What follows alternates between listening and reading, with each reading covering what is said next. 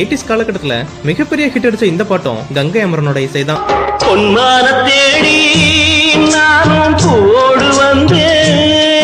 இயக்குனர் பாக்கியராஜோட சுவரில்லாத சித்திரங்கள், மௌன கீதங்கள், கமலோட வாழ்வை மாயம், குறிப்பா இந்த வாழ்வை மாயம் படத்தை இளையராஜா இசைன்னு தான் பல பேர் நினைச்சிட்டு இருப்பீங்க. ஆனா இது கங்கை அமரனோட இசை. அதுக்கப்புறம் ராமராஜனோட நம்ம ஊர் நல்ல ஊரு, இளையத்திலகம் பிரபுவோட சின்ன தம்பி பெரிய தம்பி, என் தங்கச்சி படிச்சவ, இப்படி இவர் இசையமைச்ச ஹிட் படங்களை வருஷப்படுத்தினா ஆச்சரியமா தான் இருக்கும். 70 படங்களுக்கு மேல கங்கை அமரன் இசையமைச்சிருக்காரு. கிட்டத்தட்ட 20க்கு அதிகமான படங்களை இயக்கவும் செஞ்சிருக்காரு கங்கை அமரன். 1982 வெளியான கோழி கூவுது தான் இவரோட இயக்கத்துல வெளியான முதல் படம். முதல் படமே தமிழ் திரையுலகத்துல சூப்பர் ஹிட் ஆச்சு. நடிகர் ராமராஜன் வச்சு கரகாட்டக்காரன், எங்க ஊரு பாட்டுக்காரன், வில்லு பாட்டுக்காரன், செண்பகமே செண்பகமேன்னு கிட்டத்தட்ட அந்த காலத்துல 10 படங்களை கங்கை அமரன் இயக்கியிருக்காரு. இளையத்திலகம் பிரபு நடிச்ச ஹிட் படமான கும்பக்கரை தங்கையா, கேப்டன் விஜயகாந்தோட கோவில் காலை, இந்த படங்களும் கங்கை அமரன் இயக்குனதுதான். இது தவிர பாக்கியராஜோட ஆரம்ப கால படங்கள்ல அவருக்கு கங்கை அமரன் டப்பிங் குரலும் கொடுத்திருக்காரு.